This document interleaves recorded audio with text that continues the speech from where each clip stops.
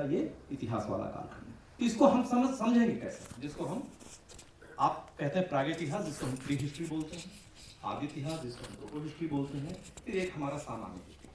तो इसको समझने का एक तरीका है कि इतिहास का वो हिस्सा जिस हिस्से में हमारे पास सिर्फ मूविंग कैपेसिटी थी, हम लोग घूमते रहते थे, वस्त्र नहीं थे, अन्न नहीं थे, शिकार था, हम लोग शिकार करते थे, उसी तरह से जीवन यापन करते थे, लिखने पढ़ने की कोई चीज नहीं।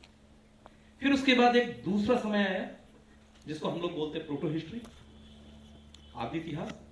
उस समय हमारे पास लिखने पढ़ने की कुछ तरीके आ गए, लेकिन हम उसको पढ़ नहीं पाए, जिसको हम लोग बोलते हैं हड़प्पन सिविलाइजेशन या इंडस वैली सिविलाइजेशन। उसकी स्क्रिप्ट आज तक हम लोग पढ़ते।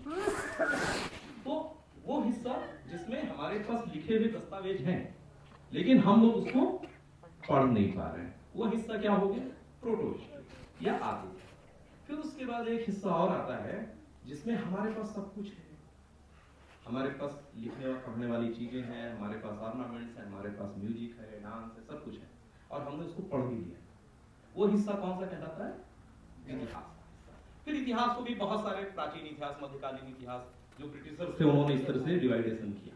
तो हम लोग उसमें नहीं जाते, मोटे तौर पे समझ लेते कि हमारा जो ये प्रागैतिहास और आदि इतिहास और इतिहास जिसको प्री हिस्ट्री, प्रोटो हिस्ट्री और हिस्ट्री में हम लोग विभाजित करते हैं, ये हमारी जानने की सामान्य प्रक्रिया है। इसको हम लोग उस तरह से भी समझ सकते हैं कि जो इतिहास है हमारे अपने घर से शुरू होता है। जब हम किसी विद्यालय में जाते हैं एडमिशन के लिए, तो सबसे पहले क्या होता है, गुरुजी क्या पूछते हैं, अपने पिताजी का नाम बताओ, पूछते हैं ना। आपके पिताजी कभी गए होंगे तो उनसे भी यही प्रश्न किया गया होगा, उनसे भी पूछा गया होगा, उनसे भी यही प्रश्न किया गया होगा। तो आपके पीछे ये विश्वनाथ मंदिर है, यहाँ पे आप लोग लेक्चर के बाद जाइएगा, एक बड़ा सा अभिलेख लगा होगा। वो अभिलेख इसलिए महत्वपूर्ण है कि उसके अंदर चंदेल राजाओं की वंशावली मिलती है कि किसके राजा कौन थे, मतलब किसके पिताजी कौन थे, उनके पिताजी कौन थे, उनके फोर फादर्स कौन थे। तो सबसे पहले परिवार के हमारे पहले वंशावली हम लोग तैयार करते थे ना।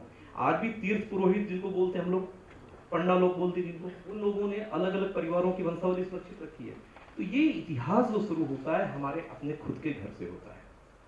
तो ये जो स्मारक है, स्मारक हमारे अतीत का प्रतिबिंब है, हमारे पूर्वजों की धरोहर है, और इनकी देख रेख करना हम सब लोगों की नैतिक जिम्मेदारी है। ठीक उसी तरह से जैसे हम अपने घर में अपने पिताजी की करते हैं, अपनी माँ की करते हैं, अपने बाबाजी की करते हैं, नाना की करते हैं, नानी की करते हैं, क्योंकि हमारा शरीर बीमार होता है ना, उसी तरह से स्मारक भी बीमार होते हैं, इनको भी समय समय पे देख रेख की जरूरत होती है। तो जब हम लोग डांस की बात करते हैं तो उसका एक बड़ा एसेंशियल पार्ट है म्यूजिक। तो म्यूजिक के जो अलग अलग इंस्ट्रूमेंट हैं या वाद्य यंत्र हैं, उनके बारे में भी लोगों ने लिखा है, उनके बारे में भी कहीं ना कहीं किसी न किसी ग्रंथ में जिक्र होता है। तो हम लोग देखें कि ये जो म्यूजिक है, म्यूजिक को किस तरीके से हम लोग डिफाइन कर सकते हैं या बात कर सकते हैं। नेक्स्ट स्लाइड पे जाना। ये जो हमारे पास म्यूजिक है, इसमें जो सबसे महत्वपूर्ण हिस्सा है वो ऋग्वेद का है। ऋग्वेद के जितने भी सूत्र हैं या जितने भी श्लोक हैं, श्लोक तो नहीं कहते हैं उसको, लेकिन हम लोग सुविधा के लिए बोलते हैं, जितनी ऋचाएं कहते हैं उनको, है ना, वर्ष जिनको बोलते हैं, जितनी ऋचाएं हैं वो इस तरह से ग्रामेटिकली कंपोज हैं कि उनको हम लोग गा सकते हैं। और उसका जो सबसे चरमोत्कर्ष देखने को मिलता है वो हमको सामवेद में देखने को मिलता है। हमारा सामवेद जो है गायन की परंपरा का बड़ा अद्भुत ग्रंथ है, जिसको आप गा सकते हैं, और गाने की विधा का सूत्रपात जो माना जाता है वो सामवेद से माना जाता है, स्वीकार किया जाता है। लेकिन उसके मूल प्रमाण किसमें मिलते हैं, ऋग्वेद में मिलते हैं, क्योंकि बाद के जितने वेद बने हैं ऋग्वेद के बाद, वो सामवेद है, यजुर्वेद है, अथर्ववेद है, उन वेदों में भी ऋग्वेद की कुछ ऋचाओं को फिर से लिखा गया।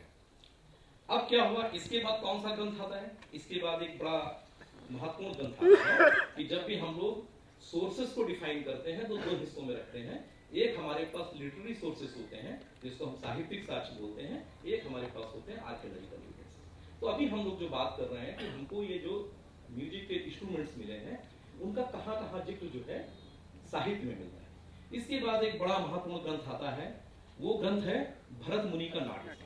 वो 2nd सेंचुरी बीसी से लेकर 2nd सेंचुरी एडी के बीच में लिखा गया, और चूंकि ये ड्रामा बेस्ड एक ग्रंथ है, मतलब आप उसके नाम से ही समझिए नाट्यशास्त्र। तो जो नाट्यशास्त्र है, नाट्यशास्त्र के सारे चैप्टर्स जो हैं लगभग नाटक की विधा पर केंद्रित हैं, लेकिन उसमें से 3 चैप्टर जो हैं वो म्यूजिक के लिए, 33 से लेकर 36 नंबर का जो चैप्टर है वो म्यूजिक के जो इंस्ट्रूमेंट्स हैं उनके बारे में बात करता है। तो उनके बारे में जो बात करता है तो किस तरह की बात करता है, उसमें उनका वो क्लासिफिकेशन करता है। नेक्स्ट स्लाइड पे जाओ। उन जो वाद्य होते हैं उनको वो एक क्लासिफिकेशन करता है, और क्लासिफिकेशन करने के साथ साथ उसके बारे में हम लोग अभी आगे बात करेंगे कि भरत मुनि का नाट्यशास्त्र, सामवेद, और उसके बाद एक और बड़ा महत्वपूर्ण ग्रंथ आता है संगीत रत्नाकर, जो 1210 से 1247 के बीच में, जो लोग म्यूजिक में काम करते हैं उनको पता होगा संगीत रत्नाकर कितना महत्वपूर्ण ग्रंथ है। उसमें भी म्यूजिक के इंस्ट्रूमेंट्स के बारे में बात की गई है। नेक्स्ट। उसके बाद एक बड़ा महत्वपूर्ण नाम आता है 13वीं शताब्दी के आसपास, अमीर खुसरो का। अमीर खुसरो को फादर ऑफ कव्वाली कहा जाता है, ठीक है। ख्याल गायकी का सूत्रपात जो हुआ उन्हीं के समय से। ये वो व्यक्ति थे, सूफी थे, और इन्होंने पर्शियन, अरेबिक और हिंदुस्तानी, इन तीनों का एक फ्यूजन तैयार किया। उसके साथ साथ ये भी माना जाता है कि तबले और सितार का आविष्कार भी इन्हीं के समय हुआ। एक बार वो पखावज बजा रहे थे तो पखावज 2 हिस्सों में टूट गया, तो एक हिस्से को उन्होंने, जो तबला होता है उसमें 2 हिस्से उसके हो गए, तो उसमें उन्होंने कहा जाता है कि तबले का आविष्कार अमीर खुसरो के समय हुआ। आप लोगों में से मुझे लगता है बहुत से लोगों ने उनकी बड़ी सुंदर सुंदर जो चीजें हैं, गीत हैं, सुने होंगे ना। एक है ना छाप तिलक मोहिदीनी, वो अमीर खुसरो का है, ठीक है। तो अमीर खुसरो बड़े लिबरल टाइप के, वो मतलब उस तरह के मुस्लिम नहीं थे, बहुत लिबरल टाइप के आदमी थे, सूफी थे, संत थे, और इसी तरह से अपना म्यूजिक के बारे में काम करते रहते थे। तो म्यूजिक के बारे में उनका एक बड़ा कॉन्ट्रीब्यूशन है, उसको हम लोगों को ध्यान रखना चाहिए। उसके बाद एक है संगीत सुधाकर, ये हरपाल देव जी हैं। 14वीं सेंचुरी में ये सौराष्ट्र के एक रूलर थे। इन्होंने क्या किया, म्यूजिक को 2 हिस्सों में डिवाइड किया।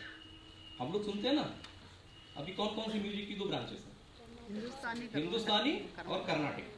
तो ये डिवाइड करने का काम किसने किया, हरपाल देव। इसके अलावा और भी बहुत सारे जो हैं, इसके पहले वाले में आपने स्लाइड में देखा होगा कि सारंग देव जी का बड़ा कंट्रीब्यूशन रहा है इसमें। तो इसके अलावा भी बहुत सारे लोग रहे हैं जिन्होंने, जैसे राग तरंगिणी जो लिखी गई है, ये राग तरंगिणी जो है ना अलग है, वो कल्हड़ वाली जो राग तरंगिणी है उससे अलग है, ये म्यूजिक वाली है जिसमें रागों का समावेश है। विजयनगर डायनेस्टी में एक थे म्यूजिशियन, उन्होंने बहुत अच्छा काम किया। तो इस तरह से हम लोग देखें ऋग्वेद से लेके लगभग 14वीं, 15वीं, 16वीं, 17वीं शताब्दी तक म्यूजिक में बहुत सारी चीजें होती रही। तो इन लोगों ने सिर्फ रागों की बात नहीं की, इन लोगों ने बहुत सारे इंस्ट्रूमेंट्स की भी बात की। उन इंस्ट्रूमेंट्स के बारे में हम लोग आगे बात करेंगे। नेक्स्ट। अब जो भरत मुनि का नाट्यशास्त्र है वो बड़ा महत्वपूर्ण है। उन्होंने क्या किया कि जितने भी इंस्ट्रूमेंट्स थे उन इंस्ट्रूमेंट्स को 4 हिस्सों में डिवाइड किया। आप सब लोग मुझसे ज्यादा विद्वान हैं, जानते हैं, सबको पता होगा, फिर भी एक बार साथ में इसको पढ़ लेते हैं, ठीक। उन्होंने अवनद्यवादी का किया। अब इसमें क्या क्या आता है, डमरू है, तबला है, ढोलक है, ठीक है ना। ये सारी चीजें जो हैं इस वाली कैटेगरी में आती हैं। जैसे घनवाद्य मतलब घन का मतलब ही है जिसको थोड़ा सा बजाया जाए, ठोका जाए, ठीक है ना। तो वो उसमें मंजीरा है, करताल है, चिमटा है, ये सारी चीजें। उसके बाद सुशिरवाद्य भी मतलब उसके शब्द से ही समझ में आ जाता है। तो हारमोनियम हो गया, संत भी उसी में आता है, बांसुरी भी उसी में आता है, सहनाई भी उसी में आती है, तुरही भी उसी में आता है। देखिए ये बहुत बेसिक एलिमेंट्स हैं जो हर परफॉर्मर को पता होना चाहिए कि ये हमारा म्यूजिक कैसे डेवलप हो। उसके बाद तातवाद्य है, उसमें ये सारे जो तार वाले वाद्य होते हैं उन सब चीजों को हम लोग देख सकते हैं। नेक्स्ट। अब आर्कियोलॉजिकल एविडेंसेस की जब हम लोग बात करते हैं तो एक चीज हम लोगों को समझना पड़ेगी कि म्यूजिक कैसे आया। प्री हिस्टोरिक मैन था, रात में सो रहा था, आसपास कुछ आवाज होती है, बहुत सारे हम लोग रात में सुनते हैं ना, तो कई बार मेढक भी अगर एक साथ बोलते हैं तो उसमें भी कुछ ना कुछ हम लोगों को लय दिखाई देती है, सुनाई देती है। ये झिंगुर की भी आवाज, कुछ तो सुना होगा ना पहली बार जब म्यूजिक आया सामने, तो क्या हुआ, आदमी ऐसे ही था, देखता रहता था, सुनता रहता था। तो हम लोग अगर कल्पना करें कि सबसे पहला क्या है, आदमी ने जब बोलना शुरू किया ना, जो हमारी ऊपर था, जो हमारे मुंह से जो शब्द निकलते हैं वही समझ लीजिए कि पहला संगीत वही है। और वो संगीत जो है, संगीत की उत्पत्ति, उसके साथ और भी क्या आयाम हो सकते हैं। हम लोग ताली बजाते हैं, आज लोगों ने देखा होगा ताली बजाना भी काम है, ताली भी एक संगीत का पर्याय है। हम लोग सीटी बजाते हैं, सीटी तो बहुत सारे लोग यहाँ बजाते हैं अच्छे तरीके से, है ना। तो सीटी भी एक म्यूजिक, बहुत सारी मूवीज में सीटी का म्यूजिक दिया गया। तो ये कुछ नेचुरल चीजें थी जो कि हम लोग ये मतलब मान सकते हैं कि किस तरीके से संगीत की बेसिक उत्पत्ति की। अब उसके बाद क्या हुआ, आदमी, अब हम लोग प्लेस्टोसीन मायोसीन में नहीं जाएंगे, वो बहुत लंबी कहानी हो जाएगी, कि जब मैदान से आदमी गुफाओं में रहने चला गया, गुफाओं में रहने चला गया, उसने आग का आविष्कार किया। हम लोग ये भी उम्मीद करें कि उसने कुछ बर्तन भी न्यूलिथिक पीरियड में बना लिए, हाथ से मिट्टी के बर्तन बना लिए। कभी पति पत्नी का झगड़ा हुआ, किसी ने कुछ फेंक दिया होगा तो पता चला उससे भी कोई ध्वनि निकल आई, तो मिट्टी के बर्तनों से भी ध्वनि निकालने का कुछ सिलसिला शुरू हुआ। आपको देखिए, जब आपके पास प्रमाण नहीं होते हैं तो आपको इन चीजों को उसी तरह से करना होता है। और वो क्या होता है, उसके साक्ष्य कैसे होते हैं, आर्कियोलॉजी में उस तरह के साक्ष्य मिलते हैं खुदाई में, है ना। आज फिर से एक प्रचलन चला है ना कि मिट्टी के बर्तनों में खाना बनाने का, ये कहाँ से आया। आप लोगों के घर में वो मसाला पीसने का सिल लोढ़ा है ना, आज भी क्या बोले कि वो सिल भट्टे पे चटनी पीसो तो बहुत मजा आता खाने पे, मिक्सर में मजा नहीं आता उतना, ठीक है, सही बात है ना। तो ये सिल लोढ़ा कब से चला आ रहा है, ये सिल लोढ़ा जो है नियोलिथिक पीरियड से चला आ रहा है आपके पास, वो तब से कंटिन्यूएशन में। तो जब आदमी आया तो आदमी ने क्या किया, धीरे धीरे उसका परिवार बढ़ा, लोग बढ़े, तो उसके यहाँ धीरे धीरे संस्कार प्रारंभ हुए, गाना बजाना शुरू। गाना बजाना पहले क्या, आप लोगों ने जितने भी लोग फोक पे काम करते हैं ना, फोक सॉन्ग, फोक डांस, आप देखना उनके डांस जो होते हैं लकड़ियों से शुरू होते हैं। आप देखो नॉर्थ ईस्ट के डांस देखो या बस्तर के डांस देखो, उसमें क्या होता है, इंस्ट्रूमेंट क्या है उनके पास, लाठी है, बांस है। छत्तीसगढ़ का एक बड़ा फेमस डांस है गेड़ी डांस, बांस के ऊपर, वो क्या है, ऐसे ही होता है। तो ये जो चीजें हैं ये कैसे आई, इन चीजों का फिर वो जब आए तो जैसे जैसे हमारी समझ बढ़ी, वो समझ विकसित हुई, और विकसित होने के बाद हमारे इन मंदिरों में दिखाई देता है, ठीक है ना। तो हम लोग देखेंगे कि आर्कियोलॉजिकल जो एविडेंसेस मिलते हैं, ये एविडेंसेस हम लोगों को कब से मिलते हैं और इनके मिलने का सिलसिला कब से प्रारंभ होता है। तो हमारा जो सबसे पुराना सिविलाइजेशन है वो कौन सा है, इंडस वैली सिविलाइजेशन, जिसको आज की तारीख में हम लोग हड़प्पन सिविलाइजेशन के नाम से जानते हैं। और हमारे यहाँ हिंदुस्तान में हड़प्पन सिविलाइजेशन की सबसे बड़ी साइट कौन सी है, राखीगढ़ी। राखीगढ़ी अगर कोई हरियाणा का है, हरियाणा से है क्या कोई, तो आप हैं, राखीगढ़ी में नारनौल तहसील का एक छोटा सा गांव है राखीगढ़ी, जींद के पास और हिसार के बीच में पड़ता है। तो वो सबसे बड़ी हड़प्पन साइट है, 300 हेक्टेयर से ज्यादा की साइट है। तो मोहनजोदड़ो और हड़प्पा ये तो पाकिस्तान में चले गए, आजादी हुई, आजादी के बाद जो दुनिया की सबसे बड़ी हड़प्पन या इंडस वैली सिविलाइजेशन की साइट्स थी वो चली गई कहां पर, पाकिस्तान में चली गई। हमारे पास क्या बचा, कुछ नहीं बचा। खुदाई किसने की थी, हम सब लोगों ने की थी। फिर बाद में एक ऐसा भी हिस्सा आया कि वो एंटीक्विटी का बंटवारा हुआ, ठीक है ना, कि आधी एंटीक्विटी, जब देशों का बंटवारा होता है ना, ऑफिस, आप लोग ऑफिस में काम करते हो, ऑफिस का जब किसी कार्यालय का विभाजन होता है ना कि 2 हिस्से बना दिए गए, तो उसमें भी चीजें इसी तरह से बढ़ती हैं। तो जब भारत और पाकिस्तान बना तो उस समय एंटीक्विटीज का भी डिस्ट्रीब्यूशन हुआ। तो अब चुनौती ये थी इंडियन आर्कियोलॉजिस्ट के पास कि हमारे पास तो हड़प्पन सिविलाइजेशन की साइट्स बहुत कम है। ये चुनौती को इंडियन आर्कियोलॉजिस्टों ने स्वीकार किया और इस समय हमारे पास 1500 से ज्यादा हड़प्पन सिविलाइजेशन की साइट है। और सबसे बड़ी हड़प्पन सिविलाइजेशन की साइट जो है हमारे यहाँ पे हरियाणा में है, और दूसरी एक बड़ी साइट है जिसको बोलते हैं धौलावीरा, गुजरात में। कल अभी हमारे आदरणीय प्रधानमंत्री जी ने डाइव लगाया और द्वारका में वो देख के आए, और आप लोगों को जान के प्रसन्नता होगी कि उसकी भी खुदाई हमारे ही डिपार्टमेंट के आर्कियोलॉजी विंग ने की थी। तो आर्कियोलॉजी बड़ा रोचक विषय है। तो अब हम लोग फिर से आते हैं म्यूजिक इंस्ट्रूमेंट्स में। देखिए हमको सबसे पहला म्यूजिक इंस्ट्रूमेंट जो है खुदाई में कहाँ मिला, कैसे मिला। नेक्स्ट स्लाइड आप ये देखिए, ये जो है ये सबसे पहला मिला हमको शंख। शंख तो हम अगर भगवान शिव की बात करें तो नाद की उत्पत्ति और बाकी चीजों की उत्पत्ति उनको जो दिखाया गया ना, देखिए तो शंख हमारे यहाँ सबसे पवित्र माना जाता है, और इसको भी हम लोग as a music instrument use करते हैं। अभी आप लोगों ने डांस फेस्टिवल में देखा था ना, 11 पंडित जी को बुलाया गया था शंख ध्वनि करने के लिए। तो ये हमको कब मिलता है? अब देखिए कितना 3500 साल पहले मिलता है।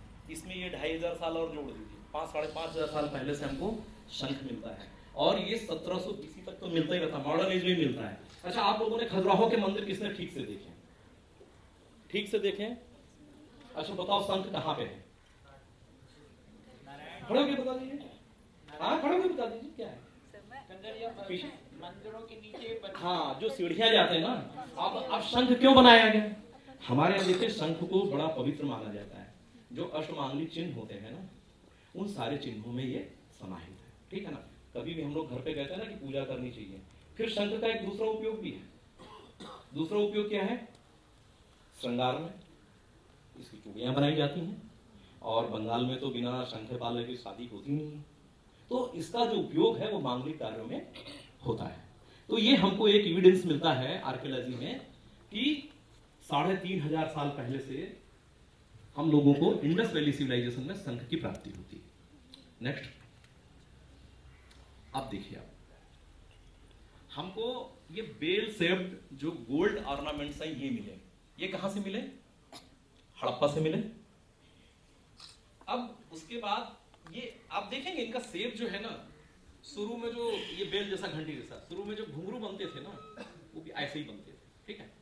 अब आप देखेंगे यहां से ऊपर से तीसरे नंबर का देखेंगे आप, ये घुंघरू की जो एंकलेट जिसको बोलते हैं आप लोग, घुंघरू बांधने की पट्टी है। तो इसका जो उद्भव और विकास कब से हुआ? Indus valley civilisation. और इसका मल्टीपल यूज था। इसको हाथ में भी बांध लेते थे, पैर में भी बांध लेते थे, और मौका मिलता था कुछ नहीं हुआ तो गले में नेकलेस जैसा भी यूज करते थे। तो एक हमको ये एविडेंस मिलता है कि हमारे पास आर्कियोलॉजी की खुदाई में घुंघरू भी मिलते हैं, ठीक है ना। नेक्स्ट, अब ये आप सब लोग शायद इसको जानते हो, ये डांसिंग गर्ल है, दुनिया की सबसे फेमस डांसिंग गर्ल है, ठीक है। कि आज से 5000 साल पहले डांसिंग गर्ल मिली, ब्रॉन्ज की बनी हुई है, और ये अर्नेस्ट मैके को मिली थी 1926 में। इसका साइज जो है ना बहुत छोटा है, 10 सेंटीमीटर की है, लेकिन इसको डांसर माना जाता है। और इसने जितने भी आभूषण थे वो सारे पहन रखे। जो मैके साहब को जो खुदाई में मिली थी, तो उनका ये मानना था कि इसके पैरों का हिस्सा नीचे का नहीं मिलता, लेकिन उसके पैरों में भी घुंघरू रहे होंगे। तो ये वहां से हमको वहां से भी एक एविडेंस मिलता है। आगे चलिए। फिर इसके बाद मैं बोल रहा था ना, सीटी बजाने की बात बोल रहा था, तो ये हमको कुछ विसिल्स मिली है, एक्सेप्ट कि आप ये हड़प्पा से मिली है। इनको मुंह से बजाएंगे तो आवाज निकलती, जैसे आज की सीटी हमारी। ये बाद में भी खुदाइयों में, अभी तक की खुदाइयों में मिली है, ठीक है। मतलब कहीं भी अगर एक्सक्यूशन होता है तो नॉर्मली ये चीजें, ये और वो जो झुंझुना जिसको हम लोग रैटल बोलते हैं, वो सारी चीजें अभी भी खुदाई में मिलती हैं। तो ये भी आपके म्यूजिक का एक हिस्सा है। आप अभी देखते हैं ना, किसका ये बल्ली मारन बैंड देखा किसी ने कभी परफॉर्मेंस पीयूष मिश्रा का? देखना कई बार वो इस तरह के प्रयोग करते हैं, एक झुंझुना ला के भी बजाएंगे उसके, कभी कभी सीटी भी बजा देते हैं। वो आज भी मतलब म्यूजिक में एक पार्ट के रूप में चीजें इंस्ट्रूमेंट के रूप में यूज होती हैं। आगे ये मुंडीगाक है, ये हड़प्पन साइट है, लेकिन ये कहाँ की है? ये कांधार के पास है, अफगानिस्तान में। वहां से भी ये एक विसिल मिली है, ये भी एक सीटी है। और ये सीटी जो है वो एक पकी हुई मिट्टी की बनी हुई है। सीटी में क्या होता है, एक छेद होता है ना आगे, इसको यहां से अगर बजाएंगे तो वहां से फिर आवाज निकलती है उसमें। नेक्स्ट, अब हमारे पास जो ये सिविलाइजेशन वाला टाइम था, इंडस वैली सिविलाइजेशन वाला टाइम, थोड़ा सा उसके आगे आए तो हम लोग आते हैं मॉडर्न पीरियड पे आते हैं कि मॉडर्न पीरियड में म्यूजिक की क्या स्थिति थी। तो मैंने कोशिश की है, क्योंकि हर आदमी को अपने शहर से लगाव होता है, तो मुझे भी अपने शहर से लगाव है ना। उज्जैन का रहने वाला तो सोचता हूँ आसपास ही सारी चीज़ मिल जाए, इसीलिए बाहर की साइड की बजाय मध्य प्रदेश की साइड हथनौरा को रिफर करता हूँ, भीमबेटका की बात करता हूँ, है ना। क्योंकि मध्य प्रदेश है इतना रिच कि हमारे पास इतनी सारी चीज़ें हैं तो शायद दुनिया के किसी हिस्से में नहीं, है ना। आप देख लीजिए, आदमी के विकास से लेके हमारे पास राजा छत्रसाल तक की कहानी मिलती है ना। तो इन चीज़ों को हम लोगों को बहुत करीब से देखने और समझने की ज़रूरत है। अब आप देखिए, ये मॉडर्न पीरियड का एक डिपिक्शन है सांची का जो नॉर्दर्न गेट है। सांची स्तूप देखा होगा आप लोगों ने, बहुत सारे लोगों ने, लेकिन हम लोग जाते हो बड़ा बड़ा स्ट्रक्चर देख के घूम के आ जाते हैं कि क्या है। अगर वहां पे जाए ना तो जरूर, जब भी आप लोग अपनी यात्राओं पे पैसा खर्च करते हैं ना, 2-5 हज़ार 10 हज़ार रुपए खर्च करके जाते हैं, कहीं पे होटल लेते हैं, रुकते हैं, लेकिन 500 रुपए बेचारे गाइड को देने के लिए कंजूसी कर जाते हैं, है ना। वो गाइड हमारा ब्रांड एम्बेसडर है, आप जाएंगे बेहतर समझेंगे उस चीज को। अदरवाइज आप 10 हज़ार खर्च करेंगे, आगे आगे पाठ, पीछे पीछे से पाठ, वापस घर आ जाएंगे, कुछ मिलेगा ही नहीं। तो हमेशा गाइड के ऊपर पैसा खर्च करना चाहिए। हम जब बजटिंग करते हैं ना, तो हमारे पास एक एसेंशियल पार्ट होना चाहिए कि हम इतनी साइट्स पे जा रहे हैं तो हमारे लिए गाइड का इतना एक्सपेंडिचर है। कई बार बहुत सारे इतने अच्छे गाइड होते हैं, वो फ्री में भी गाइड करते हैं, बताते हैं, ठीक है। और गाइड हमेशा अच्छा गाइड करिए, जो ऑथोराइज्ड है वो गाइड करिए, लप्पों के चक्कर में मत पड़िए, नहीं तो लप्पू जैसी भाषा में आपको वहां का इतिहास बताएंगे, ठीक है। तो अब आप देखिए, एक प्रोसेसन है। अब आप लोग इसमें आइडेंटिफाई करेंगे कि क्या क्या कौन कौन से इंस्ट्रूमेंट्स दिख रहे हैं। बांसुरी तो दिख ही रही है, शंख भी दिख रहा है, और इसके बाद क्या दिख रहा है, ड्रम भी दिख रहा है, ड्रम बजाने वाला। उसके पीछे भी एक ड्रम है, ठीक है। तो ये, अब आप ये सोचिए, ये मॉडर्न पीरियड का है। मॉडर्न पीरियड का मतलब लगभग 273 बीसी से लेके 100 तक का, उसी पीरियड का है सांची स्तूप। तो ये नेक्स्ट दिखाएगा। अब फिर से देखिए, फिर से एक प्रोसेस है, ठीक है। अब इसमें देखिए कौन कौन से वाद्य यंत्र दिख रहे हैं। मंजीरा दिख रहा है, बड़े साइज मंजीरा दिख रहा है, बराबर। ढोलक भी है, ढोलक भी है इसके अंदर, हाँ, एक मृदंग जैसा भी है ना। तो ये मेरा ये दिखाने के पीछे तात्पर्य ये है कि हमारे यहाँ संगीत के परफॉर्मेंस में जो भी चीजें मिल रही हैं, यूज हो रही हैं, ये अचानक से नहीं है, इनके विकास की एक प्रक्रिया रही है, और वो धीरे धीरे धीरे धीरे विकसित होते रहेंगे। जैसे अभी हम लोग आगे हाथ की बात करेंगे, जिसको हम लोग वीणा बोलते हैं। वो जो वीणा मिलती है ना, वीणा के अनेक प्रकार हैं, आपको कच्छपी वीणा मिलेगी, नाग वीणा मिलेगी, बहुत सारी वीणाएं मिलती हैं। उनके शेप के बेस पे उनको अलग अलग नाम दिए गए। आगे अब आप इसको देखिए, यहाँ पे आपको एक सिंगल साइडेड ड्रम मिलेगा, मतलब एक ऐसा ड्रम मिलेगा, ढोलक, दो लोग ये आगे बजाते हुए चल रहा है, ठीक है ना। हाँ, ढपली कह सकते हैं, ढपली कह सकते हैं उसको। तो ये जो है, ये वहां से हम लोगों को कहां से मिल रही है, मॉडर्न पीरियड से मिल रही है, सांची से मिल रही है। इसका मतलब ये नहीं कि मॉडर्न पीरियड में सिर्फ सांची से ही मिल रही है, उस पीरियड के जो अलग अलग जगह पे दूसरे मॉन्यूमेंट हैं वहां से भी मिलती है। लेकिन मैंने ये एग्जांपल अपनी सुविधा के लिए कहां से लिया है, सांची से लिया, और इसलिए लिया है कि सांची वेल नोन जगह है और वर्ल्ड हेरिटेज का हिस्सा है। नेक्स्ट, अब आप देखिए, ये भी सांची का है।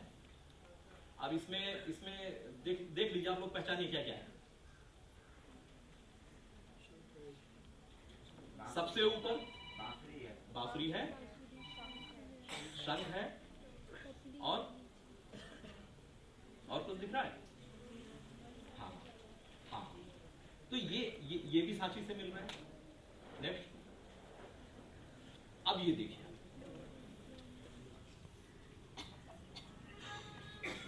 बताइए क्या है। हाँ?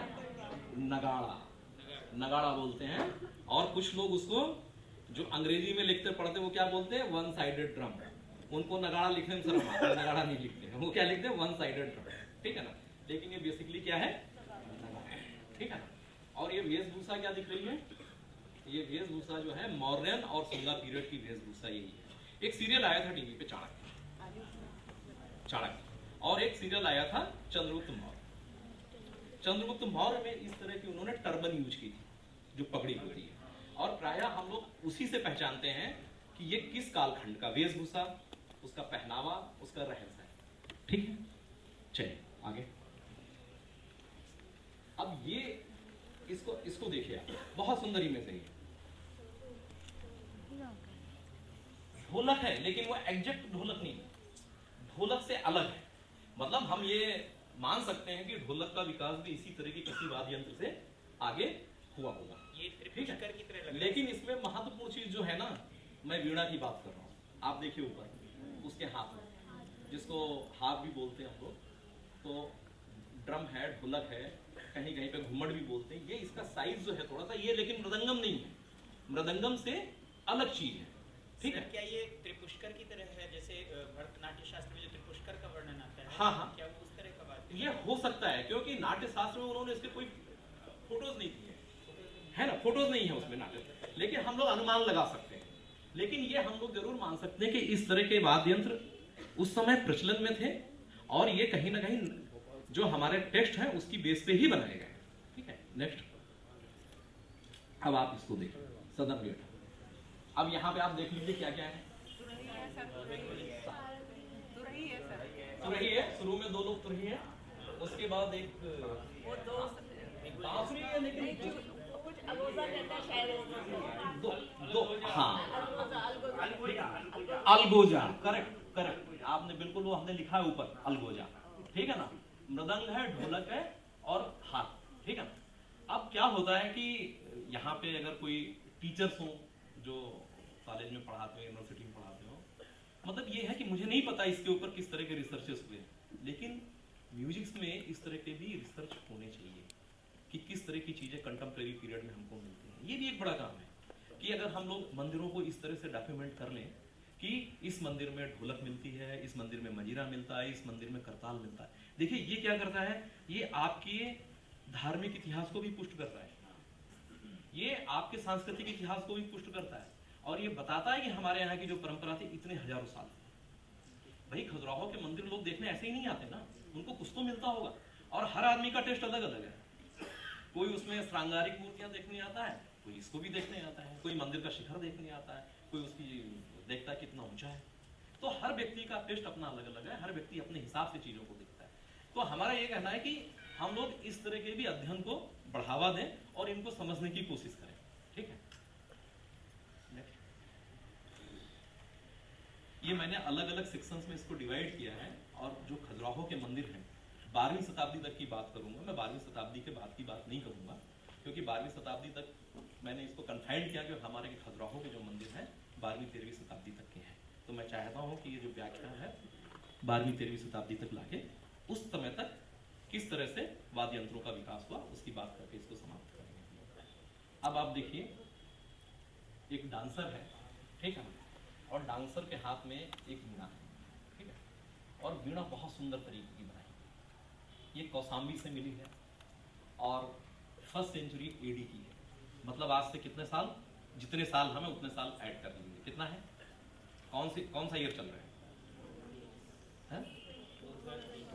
बस उतने ही साल। तो आप कल्पना कीजिए कि आज हम लोग जाते हैं, एक आर्टिस्ट बनाता है, तो उस समय वो लोग कैसे बनाते होंगे, बनाना, फिर उसके बाद पत्थर में भी उकेर रहे हैं वो लोग। तो वो आर्टिस्टों का मतलब इतना जो काम है, कितना महत्वपूर्ण काम था उस समय। नेक्स्ट, अब आप इसको देखिए, मैंने कहा ना कि सिर्फ सांची में ही सब चीजें नहीं मिलती, उस कालखंड की जितनी भी चीजें हैं देश भर के अलग अलग हिस्सों में मिलती हैं। अब ये अमरावती का आंध्र प्रदेश में अमरावती एक जिला है, वहाँ से बहुत सारे स्कल्पचर्स मिले हैं। एक बहुत बड़ा वहाँ पे घंटई नाम का एक स्तूप मिला है, ठीक है ना, बहुत बड़ा स्तूप होता था, वहाँ पे भी बहुत सारे फाइनल्स मिले हैं। अब आप इसको देखिए, और इसको देख के आप बताइए क्या है, फिर इसके बाद मैं आगे बात करता हूँ। बांसुरी के अलावा कुछ और थोड़ा सा देखो, मैं जो दिखाना चाह रहा हूँ शायद देखें आप। वीणा भी है, ये बजा रही है। ये जो बैक साइड लेडी का दिख रहा है ना नीचे, ये देखो आप, कितनी सुंदर वीणा है ना। ये जो वीणा है, ये वीणा बजाई जा रही है, ठीक है। लेकिन ये हम लोग तो सिंपली वीणा बोल रहे हैं, ठीक है ना, लेकिन इस वीणा का भी नाम अलग है। इस वीणा का नाम कच्छपी वीणा, ठीक है ना। अभी आगे आएगा, आपको नाग वीणा भी दिखाएंगे, ठीक। और यहाँ पे आपको और भी चीजें मिलेंगी आगे देखने। चलिए आगे, ये भी अमरावती का है। यहाँ पे अब आप देखिए, कहीं सहनाई दिख रही क्या किसी को? ऊपर है ना। सहनाई जब होती तो किसका नाम याद आता? शादी के नहीं, बिस्मिल्लाह खां साहब, है ना। तो बिस्मिल्लाह खां साहब ने जब शहनाई बजाई, तो ये अलग बात है कि उनकी शहनाई शादी के साथ है। अदरवाइज हमारे पास कब से मिल रहा है? 2000 साल से मिल रहा है हमको। तो हमने नाम इसका शहनाई कर दिया। शहनाई के अलावा भी इसका नाम था हमारे यहाँ, ठीक है ना, जिसको हम लोग लंबी बांसुरी बोलते थे, ठीक है ना। तो ये चीजें जो रही समय के हिसाब से विकसित हो गई और लोगों ने सुविधा के हिसाब से नाम दे दिया। कैसे दे दिया? जैसे आपका पखावज था, 2 हिस्सों में टूट गया, अमीर खुसरो उसको तबला बना दिया, ठीक है ना। लेकिन पखावज तो हमारे यहाँ पहले से है ना, मृदंगम तो हमारे यहाँ पहले से है ना, मतलब उस तरह के वाद्यों की परंपरा हमारे यहाँ बहुत पहले से है। जैसे हमारे यहाँ ठीक उसी तरह से कि अंकों का ज्ञान सबसे पहले हमको था, हमारे यहाँ से अरब चला गया, ठीक है, हम लोग यात्रा करते थे, अरब के साथ हम लोगों के रिलेशन थे, व्यापारिक संबंध थे, वहां चले गए तो पूरी दुनिया में जो नंबर किसके नाम से जाने जाते हैं? अरेबिक न्यूमर, जबकि कहां से थे? अपने यहाँ से थे। हमारे यहाँ तो पाई का मान तब से बता दिया था, वो हनुमान जी की हनुमान चालीसा में ही बता देते हैं, वो तो कितनी दूरी है सूरज की, है ना, युग सहस्त्र योजन पर भानु लील्योता ही मधुर फल जाना, कितनी सारी चीजें। तो हमारे यहाँ क्या हुआ, हम लोगों ने अपनी चीजों को पहली चीज क्या थी, हम लोग देखिए अंग्रेजी में कमजोर हैं, हम लोगों को इस चीज को स्वीकार करना चाहिए। अंग्रेजी में कमजोर होने के कारण हमारी चीजें हमारे साथ रह गई। जर्मनी से मैक्स मुलर आते हैं, वो संस्कृत सीखते हैं, संस्कृत सीख के उसको जर्मन में ट्रांसलेट करते हैं, और उसके बाद जर्मन से इंग्लिश में होता है और इंग्लिश से फिर हिंदी में होता है। तो ये परंपरा हम उस तरह से पढ़ रहे हैं। तो हम लोगों ने अपनी समझ उस तरह से विकसित नहीं करी। हम लोगों को लगा कि नहीं ठीक, हम लोग क्या फक्कड़ लोग थे, जितना मिला अपना गक्कड़ बनाए खाया, कुछ दिक्कत नहीं है ना, जो ले जा रहा ले जाओ, है ना, ठीक है। तो उसमें खैर हम लोग फिर से आते हैं। तो ये दिखाने के पीछे मेरा मतलब ये नहीं, मैं म्यूजिशियन नहीं हूँ, मैं आर्टिस्ट नहीं हूँ, और आप लोगों जैसा विद्वान नहीं हूँ। मैं सिर्फ ये चाह रहा हूँ बैक टू अवर रूट्स। हम लोग ये देखें कि आप लोग जो काम कर रहे हैं, आप लोग जो संगीत का काम कर रहे हैं, परफॉर्मेंस का काम कर रहे हैं, जो भी कर रहे हैं, वो हमारे यहीं से निकला हुआ। आप उसको बात की किताबों से पढ़ रहे हैं, मैं कह रहा हूँ आप किताबों की बजाय अपने मंदिर घूमिए। वो कहते हैं ना मंदिर घूमना, हम लोग मंदिर घूमिए, पुराने मंदिरों को देखिए, पुराने राजमहल देखिए, आपको सारी चीजें वहीं मिलेंगी। मैंने शुरू में कहा था कि आर्कियोलॉजी और जो डेवलपमेंट और विकास है ना, हमारे घर से शुरू होता है, ठीक है। तो अगर हम पहले अपनी चीजों को ठीक करेंगे तो बाकी चीजें तो अपने आप ठीक हो जाएंगी। तो इसके आगे चलिए।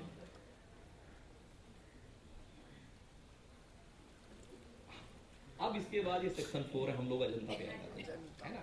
अजंता बड़ी महत्वपूर्ण चीज है ना, वहाँ पे जो है टेम्परा टेक्निक की बहुत सारी पेंटिंग्स हैं। और मुझे अजंता के बारे में बात करने में इसलिए आता है कि जैसे खजुराहो की देखरेख मैं आज कर रहा हूँ यहाँ पे, पहले मैं अजंता की भी करता था। मैं 2017 में मैं औरंगाबाद सर्किट करते था, तो उस समय अजंता एलोरा ये सारे मॉन्यूमेंट्स हमारे पास थे। उस समय हमने भी वहाँ कोशिश की, और हमने जहाँ जहाँ भी गए ना, पहले देखिए आप लोग सुबह सुबह कितने लोग जाते हैं ड्राइंग बनाने के लिए, सुबह यहाँ पे कितने लोग जाते हैं? अभी आप लोग बड़ी आसानी से सुबह जाते, कोई दिक्कत होती क्या? कभी कभी कोई रोक टोक कर देता होगा, लेकिन हम जब से आए तब से हमने आर्टिस्टों के लिए कहा कि नहीं, आर्टिस्टों को रोको मत, परमिशन के चक्कर में मत डालो, उनको जाने दो, उनको बना दो, ठीक है। तो अच्छा काम होना चाहिए। अब आप देखिए, इसको अजंता का है, इसमें आपको क्या दिख रहा है? ये बांसुरी बजा रही है, लेकिन ये जो बांसुरी उसकी बहुत लंबी है। हमारी तो बांसुरी उतनी नहीं होती, बांसुरी मतलब वेणु, वेणु मतलब वेणु गोपाल, गोपाल मतलब कृष्ण जी बांसुरी बजाते थे छोटी सी, है ना। तो ये बांसुरी लंबी है, और मैं कहता हूँ आप हम लोग जो अपनी इन इंस्ट्रूमेंट्स को देखेंगे, ये इंस्ट्रूमेंट्स जो है कहीं ना कहीं जो लंबे लंबे इंस्ट्रूमेंट्स होते हैं ना, बैक पाइपर ये वो सब होता है, इनका भी डेवलपमेंट हमारे यहीं से हुआ है। हाँ, धातु वाली, ठीक है। तो इन चीजों की तरफ भी हम लोगों को ध्यान देना चाहिए, ठीक है। नेक्स्ट, अब इसको हाँ, रबाब है, हम इसको कच्छप वीणा बोलते हैं, ठीक है ना। रबाब नाम तो बाद में आ गया, तो हम उस नाम पे क्यों जाए, हम तो अपने नाम पे ही जाए, है ना। तो हमारे पास जब नाम उपलब्ध है तो हम उसका नाम परिवर्तन क्यों करें, है ना। तो इतना सुंदर ये बना हुआ है वहाँ पे, तो इसको आप लोगों को भी कभी जाके देखना चाहिए। अब इसके बाद आते हैं हम लोग वहाँ पे जो पेंटिंग्स थी, पेंटिंग्स के अलावा वहाँ पे मूर्तियाँ भी बहुत हैं। अजंता में जो करीब 20 जो केव्स हैं, उसमें से फर्स्ट नंबर के और सेकंड नंबर की केव्स में 16 नंबर 17 नंबर, इनमें बहुत सुंदर पेंटिंग्स हैं। और पेंटिंग्स के बाद साथ साथ क्या है, ये पेंटिंग्स के साथ ये बौद्ध मंदिर भी है। उनके अंदर भगवान बुद्ध की सेंटर पार्ट में मूर्ति है, और उसके चारों तरफ पे पेंटिंग्स बनाई गई है। तो अब इसमें आप लोगों को क्या दिख रहा है? बड़ी अद्भुत चीज है इसमें। आजकल सारे मॉडर्न म्यूजिक वाले जितने भी कंसर्ट होते हैं उसमें दिखती है,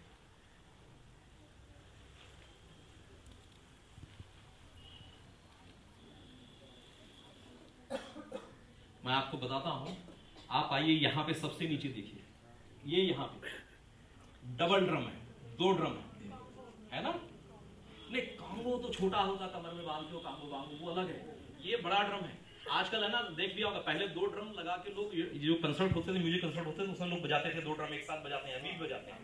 अभी क्या एक नया उसका वर्जन आ गया छोटा सा, उसके ऊपर बैठ के भी बजाते हैं, बैठ के बजाते हैं सिंगल सिंगल। ये मतलब एक एडवांसमेंट चल रहा है। लेकिन ये वाला जो है, ये हमारे पास कम से कम 1500 साल पहले से है, ये वाला ड्रम जो है, जो आज भी म्यूजिक में यूज होता है। नेक्स्ट, अब इसको देखो क्या क्या है इसके अंदर। मंजीरा, बांसुरी है, हाँ, मृदंगम थोड़ा बड़ा होता है, ये थोड़ा ढोलक, ढोलू भी बोलते कुछ लोग, है ना। हाँ, उसके बाद वो, हाँ, कोम्बू भी, जिसको तुतारी तुरई जो बोलते हैं, वो भी है। अभी तो तुतारी बड़ा पॉपुलर है, शरद पवार जी की पार्टी को एक शायद तुतारी मिला है ना चुनाव चिन्ह। हमको ये क्यों बोलना पड़ता है, हमको बोलने से क्या होगा ना, चीजें याद हो जाती है ना। कंटेम्प्रेरी टाइम पे क्या चल रहा है उसको भी उसके साथ ऐड करके चलना है, ठीक है। तो ये बहुत अच्छा पैनल है, जिसमें एक साथ आपको 3-4 चीजें मिलती हैं। ये 6वीं से 8वीं शताब्दी के बीच में बनी हुई चीज है। मतलब कितना हो गया हमारे पास, ये लगभग 1500 साल के आसपास, 1600 साल के आसपास की बात है। चलिए आगे, अब इसको देखिए।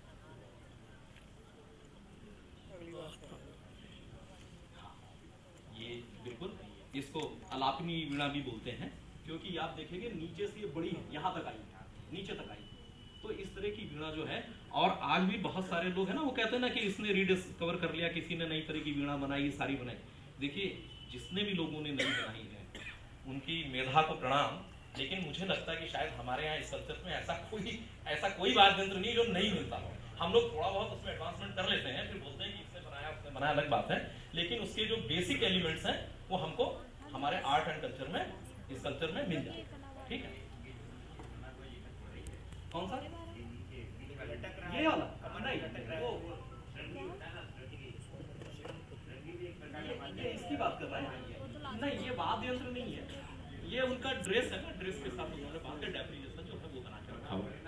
हाँ हाँ, वो श्रृंगी छोटा सा रहता है, वो जो वो श्रृंगी मतलब श्रृंग से बना हुआ, श्रृंगी मतलब श्रृंग से बना हुआ, मतलब हॉर्न जो होता है ना एनिमल का, उससे। हाँ, तो वो उतना बड़ा नहीं होगा, है ना, ठीक है। नेक्स्ट, अब देखिए आप, ये आबू के टेम्पल कुछ लोगों ने देखे होंगे, जो लोग राजस्थान के हैं। ये सरस्वती जी का बहुत सुंदर है, लेकिन प्रतिमा है बहुत सुंदर, और उनके हाथ में वीणा है, एक तारा बोलते हैं, एक तारी वीणा बोलते हैं।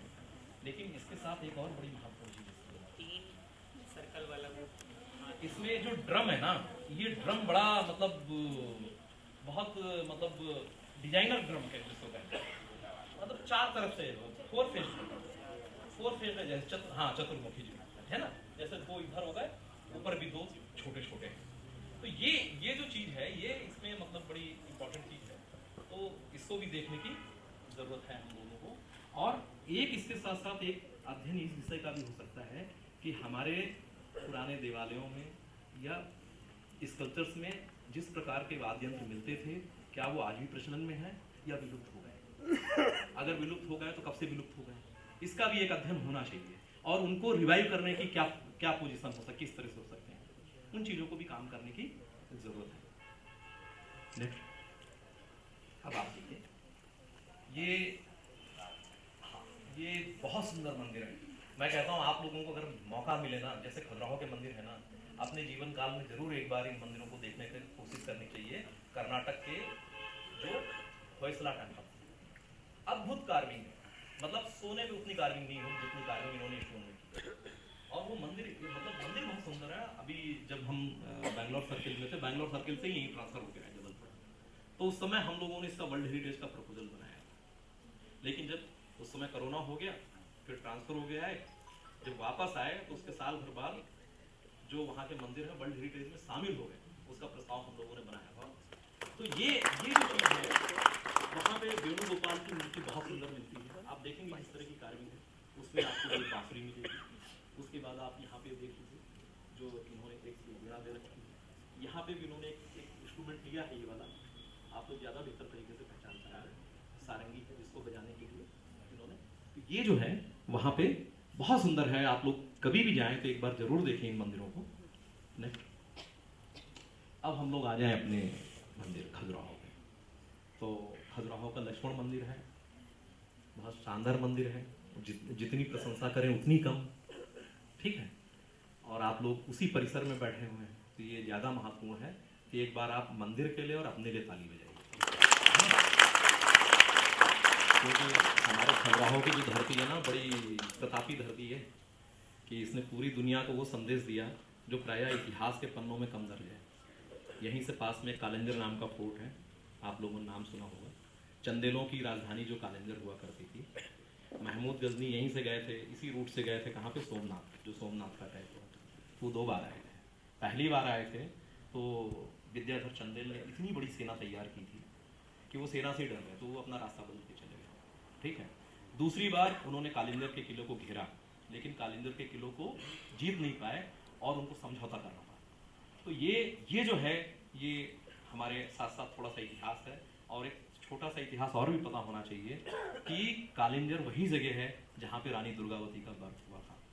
कीर्ति सिंह चंदेल उनके फादर हुआ करते थे, और कीर्ति सिंह चंदेल वही थे जिनका शेर शाह के साथ युद्ध हुआ था, और ये वही जगह है जहाँ शेर शाह की मृत्यु हुई थी तोप के गोले से। तो ये जो धरती है ना, ये हमारे बुंदेलखंड की धरती बड़ी प्रतापी धरती है। बाजीराव पेशवा को यहीं पे बुलाया था, है ना, यहीं पे आए थे। तो ये बहुत सारी जो है, वो एक मूवी देख लीजिए फिर से, कौन सी थी बताओ, बाजीराव मस्तानी वाली जो प्रेम कहानी। तो हमारे यहाँ प्रेम कहानियां भी बहुत हैं, ऐसा नहीं कि हम लोग सिर्फ लड़ाई झगड़ा करते हैं, प्रेम कहानियां भी बहुत हैं। अगर प्रेम कहानियों पे काम करेंगे, और प्रेम कहानियां इतनी हैं कि आप देखो ना, खजुराहो के मंदिर फेमस ही है प्रेम कहानियों के। दूर दूर से लोग देखने के लिए आते हैं ना, अमरस कपल की मूर्तियां देखने के लिए आते हैं, इरोटिक स्कल्पचर देखने के लिए आते हैं। तो ये क्षेत्र है वो बड़ा मतलब पावन क्षेत्र है, तीर्थ क्षेत्र भी है, लेकिन हमारे पास हर तरह की चीज है कि हर तरह की पुड़िया, जैसे रखते हैं ना बाबा जी रखते जेब में, जिसको जो पुड़िया की जरूरत हो एक एक दे दो। तो ये इस तरह का है। तो आप लोग अच्छे से इसको देखिए। अब हम लोग इसकी बात करते हैं। ये मंदिर जो था यशोवर्मन चंदेल ने बनाया 930 से 950 के बीच में। तो आप लोग सोचते होंगे ना, ये इतना बड़ा मतलब 30 से 50 साल बीत, इन मंदिरों को इससे भी ज्यादा टाइम लगा होगा बनने का, जिस तरह के मंदिर हैं। और ये मंदिर जो है, देखिए बीच में मेन मंदिर है, उसके चारों तरफ 4 छोटे छोटे मंदिर हैं, ठीक है। तो इसको क्या बोलते हैं, पंचायतन शैली। ये आपके म्यूजिक का हिस्सा नहीं, लेकिन जस्ट आप लोग जान लीजिए इसका ना, इसको पंचायतन शैली कि मेन मुख्य मंदिर बीच में, उसके चारों कोनों पे दूसरे देवताओं के मंदिर, तो इसको पंचायतन शैली का मंदिर कहते हैं। और अपने आप में बड़ा अद्भुत मंदिर है। आप लोग इसके बारे में ज्यादा बात नहीं करेंगे, आप लोग खुद रोज देखते हैं। नेक्स्ट, अब आते हैं यहाँ पे। अब देखिए आप यहाँ पे क्या मिल रहा है आपको, लक्ष्मण टेम्पल, एक सिंगल साइडेड ड्रम है, डांस हो रहा है, और हाथ में शायद मंजीरे हैं, क्या कुछ है इसके, है ना। ये हमारे खजुराहो के मंदिर, ठीक। उसके बाद आप इधर आ जाइए। आप यहाँ देखिए, एक फ्लूट है, बड़े वाले मंजीरे हैं, और ये जो बजा रहे हैं ये क्या है ना, नहीं बाजे तो है, ये जितनी चीजें सारी बाजे हैं, कोई भी हिस्सा जो है ना वो बाजी कहलाता सब कुछ, है ना। ये जो है ना बड़ी वाली तुरही है, तुरही जो बजाते हैं। और तुरही में भी बहुत तरह की तुरही है, एक तरह की तुरही नहीं। महाराष्ट्र में जाएंगे बिल्कुल राउंड शेप तुरही है, जो वार के समय बजती थी। छत्तीसगढ़ में जाएंगे तो ट्राइबल लोगों की तुरही होती है, जो बीच से फूकी जाती है। एक होती जो सीधे बजती है, जो यहाँ पे दिखाई गई, ठीक है। हाँ, रमतुला बोलते हैं, जो शादियों में भी जाता था बाजा बजने के लिए। तानपुरा है क्या सर? कौन सा? सबसे पहले शुरू में कंधे में जो रख के बजा रहे हैं इसमें ये यहाँ पे तो ये ड्रम है सबसे पहली स्टेज। यार। मुझे ये क्या है ना, ये जो स्क्रीन है ना, ये एक्चुअली वो स्क्वायर बेस्ड है, तो इसमें वो है ना थोड़ा सा हिस्सा कम समझ में आता है। हाँ, ये तानपुरा हो सकता है। तानपुरा की संभावना उस समय, मतलब तानपुरा जैसी चीज नहीं थी, वीणा थी उस समय। तो अलग अलग शेप की वीणाएं बनती थी, कई बार पत्थरों में कटिंग के कारण उसका आकार भी बदल जाता था। जैसे हम नारद जी को लिए, हाँ बराबर, बिल्कुल बिल्कुल, एक तारा वीणा जो होती है। नेक्स्ट, आप देखिए ये जो ढोलक है, बहुत सुंदर ढोलक का। यहाँ पे भी देखते आप, यहाँ पे 2 ढोलक वाले वो है बीच में जी। तो ये भी यहाँ के लक्ष्मण मंदिर के पैनल में मिलेगी। और ये कहाँ पे मिलेगी, जब आप लोग नीचे की तरफ घूमने के लिए जाएंगे। कभी कभी ऊपर भी मिल जाती है, ठीक है। नेक्स्ट,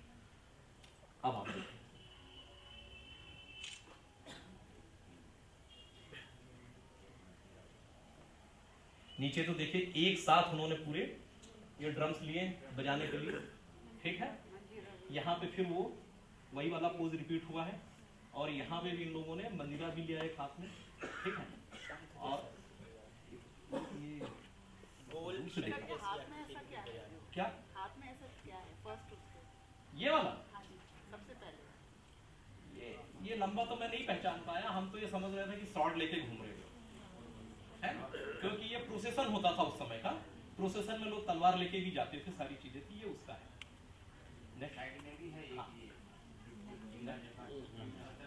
हाँ, नीचे है जो कट हो गया। आगे बढ़। अब हाँ, ये देखिए यहाँ पे भी वन साइडेड है शुरू में, उसके बाद फिर बीच में ढोलक है, फिर एक लंबी बांसुरी जैसी उन्होंने चीज ली है, और ये वही तुरही ये बीच में यहाँ पे लिया, और वहाँ पे फिर से उन्होंने हाँ बड़े साइज का जी। अब हम लोग कंदारिया की बात कर रहे हैं। तो ये सिर्फ 2 मंदिर हमने इसलिए लिए कि लक्ष्मण टेम्पल और खजुराहो का जो कंदारिया महादेव दोनों बड़े फेमस मंदिर हैं, और बाकी जगह पे लगभग रिपीटेशन जैसी स्थिति है इन चीजों की। आगे चलिए, आप देख लीजिए।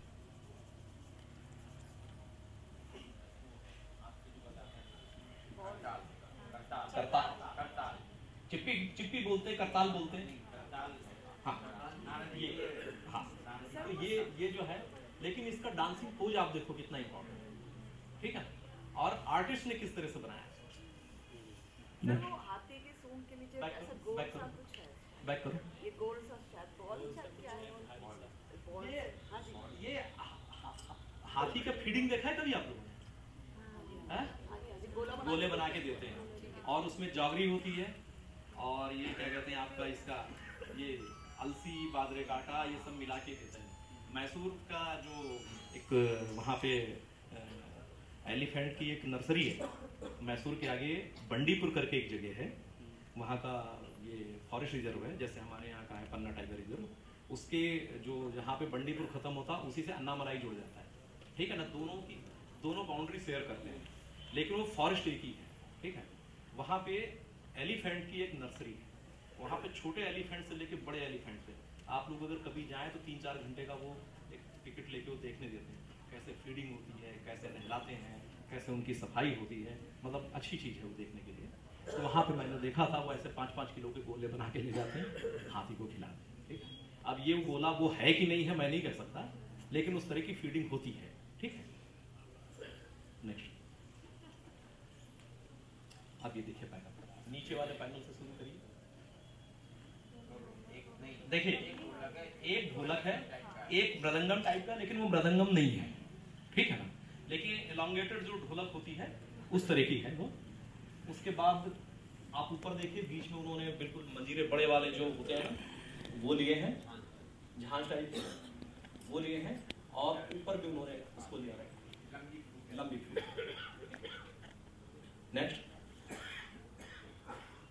अब ये उसी तरह का पैनल है, लेकिन ये आप इस वाले पैनल को देखिए, यहाँ पे उन्होंने एक फ्लूट लिया है, उसके बाद एक तुरही ली है, अब झांझ मंजीरे जो है वो लिए हैं, और यहाँ बीच में कुछ समझ नहीं आता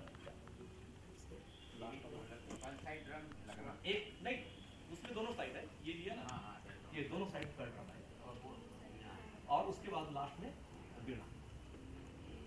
यहाँ नीचे भी वही है, क्रम वही है, तुरही वगैरह वही सारी चीजें हैं, ढोलक वगैरह। नेक्स्ट,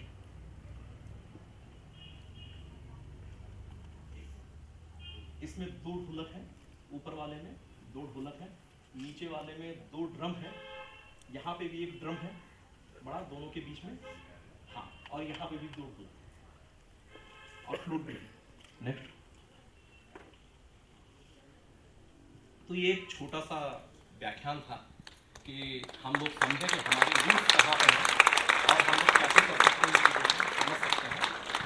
और आखिरी का 5-7 मिनट आप लोगों के साथ एक, अगर आप लोगों के कोई प्रश्न है, कोई जिज्ञासा है, तो उसके बारे में हम लोग बात कर सकते हैं। सर एक प्रश्न था। हाँ, क्योंकि एक बहस हमेशा चलती रहती है हाँ, कि पहले के लोग ज़्यादा एडवांस थे, और अब जो है विज्ञान अभी शैशव काल में है, धीरे धीरे हम उस स्थिति को पाएंगे। और अगर हम वैज्ञानिक ढंग से देखें तो पहले जैसे आपने बताया प्रागैतिहासिक काल में मनुष्य था, फिर धीरे धीरे डेवलप करके अब हम यहाँ तक पहुँचे हैं। अगर जैसे आपके वहाँ एक साइट है, कैलाश टेम्पल है एलोरा में, उसको देख के मतलब ये लोग कहते हैं कि उस समय के लोग हमसे कहीं ज़्यादा एडवांस थे, या उनके पास हथियार औजार इस तरह की चीज़ें, और युद्ध में भी हम ब्रह्मास्त्र और इस तरह की अस्त्रों का नाम सुनते हैं। तो क्या आर्कियोलॉजी में ऐसे प्रमाण भी मिलते हैं कि पहले के लोग हमसे ज़्यादा एडवांस थे? ऐसे प्रमाण मिलते हैं, या फिर हम इसी तरह से डेवलप करते करते अब यहाँ पर पहुँचे तो हम सबसे एडवांस पीढ़ी हैं अभी तक? देखिए क्या होता है कि विकास की अपनी एक प्रक्रिया होती है, ठीक है ना, और विकास की प्रक्रिया में निश्चित रूप से कहीं ना कहीं विकास का एक क्रम होता है, और उस विकास के क्रम में हमको कुछ ना कुछ प्रमाण मिलते जाते हैं। आप जो एलोरा के कैलाश टेम्पल की बात कर रहे हैं, उसका जो टाइम है वो 7वीं शताब्दी ईस्वी, ठीक है, 7वीं शताब्दी ईस्वी का मंदिर है, बहुत सुंदर मंदिर है, वर्ल्ड हेरिटेज में शामिल किया गया है। और उसकी विशेषता ये है कि उस मंदिर को पहाड़ को काट के किया गया, और वो मंदिर नीचे से नहीं बनाया, ऊपर से कट करके बनाया गया। तो जब आप ऊपर से कट करके बनाएंगे तो बनाना बहुत मुश्किल होता है, ठीक है ना, लेकिन उस मंदिर को ऊपर से कट करके बनाया गया है। और उस मंदिर के जितने भी कॉरिडोर्स हैं, मतलब जितने भी बैक यार्ड है उसके, वो पूरा म्यूजियम जैसा है, जिसमें लगभग 28 बड़ी बड़ी मूर्तियाँ, ठीक है ना। और वो मंदिर जो है उसमें जैसे ही आप एंटर करते हैं तो सबसे पहले आपको लक्ष्मी जी का एक बड़ा सुंदर सा चित्र, वो एक मूर्ति मिलती है। फिर पीछे की तरफ जाएंगे तो आपको नटराज वाला पूज आता है, और ऊपर जाएंगे तो फिर ऊपर शिवलिंग स्थापित है। तो ये 6वीं 7वीं शताब्दी की बात है। ठीक इसी तरह का एक मंदिर जो है कर्नाटक में है, पापेश्वर मंदिर जिसको कहते हैं। लोग ये कहते हैं कि उस मंदिर को देख के, वही वर्ल्ड हेरिटेज है, पट्टदकल जिसकी बात कर रहे हैं, वो सेम वही मंदिर है, सेम उसी तरह के आर्किटेक्चर पे एलोरा का कैलाश मंदिर है। और लगभग दोनों का टाइम फ्रेम एक है, दोनों की डायनेस्टीज एक है, राजपूत शासकों ने बनाया था उस मंदिर को। अब रही बात कि साहित्य में जो मिल रहा है, जैसे ब्रह्मास्त्र की बात है, इसे ठीक है, उस समय उसका नाम ब्रह्मास्त्र रहा होगा, आज के समय में उस तरह का नाम हम लोग नहीं जानते हैं, लेकिन जब तक उसके कोई एविडेंसेस नहीं मिल जाए तब तक हम लोग उस तरह की बात नहीं करते। लेकिन आप देखेंगे उसका एक डेवलपमेंट जरूर दिखाई देगा आपके पास। जैसे पहले बोलते थे ना कि वो राम रावण का युद्ध हुआ, हम लोग तो सुनते हैं ना कि राम जी ने बाण चलाया, उसमें से 10 बाण और निकल गए, ठीक है। अभी देखो ना, वो जो बहुत सारे सिक्योरिटी सिस्टम आते हैं ना, एक स्विच दबाते हो तो एक साथ 100 मिसाइल निकल जाते हैं, है ना। आपको कहीं तो कोरिलेट करना है ना। अभी अपने खजुराहो में देखा ना, आदमी 6 दिन तक पक्षी जैसा उड़ता रहा, उड़ के ऊपर से डाई लगा के नीचे आता रहा, आया ना, 10,000 फीट से ऊपर से कूदा दे रहे थे, नहीं विनय भाई, कितने सारे लोग, 30-40 लोग, इंदौर से भी महिलाएं आई, सब जगह से आई, वो भी ऊपर जाके 10,000 फीट से कूदी ना, ऐसे बनके बर्ड बन के लोगों को शौक है। तो मतलब कहीं ना कहीं उड़ने की टेक्निक तो थी हमारे पास। तो वो टेक्निक जो है, हम लोग ये कह सकते हैं कि वो टेक्निक हमको लिटरेचर में मिलती है, उसको उसके आर्कियोलॉजिकल एविडेंसेस भी कहीं कहीं मिलते हैं, लेकिन क्या कि पूरी तौर से मिलते हैं वो नहीं मिलते हैं। उसी के ऊपर एक्सपेरिमेंट करके आदमी करता है। गैलीलियो को फांसी क्यों चढ़ा देते भाई, वही बात है ना।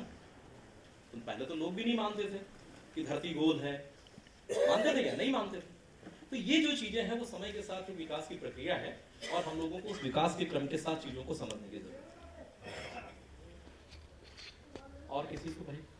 नमस्कार जी, मैं मिलिंद फ्रॉम पुणे जी, पुणे के सभी वाटर कलर आर्टिस्ट की तरफ से आपको बहुत बहुत धन्यवाद। मेरा लास्ट 2 साल से मैं आर्कियोलॉजी साइट्स पे जाके वाटर कलर पेंटिंग कर रहा हूँ, और हर साइट पे मुझे बैठने के लिए बहुत बड़ी दिक्कत आती है। अच्छा, बहुत बार झगड़े होते हैं। मैंने ईमेल किया था आपके दिल्ली के डायरेक्टर जुल्फिकार अली जो थे, है वहाँ पे ऑफिस में, 8 या 9 लोगों को मैंने ईमेल में सीसी रखा था, खाली उन्होंने रिप्लाई कर दिया you can connect with Bombay office.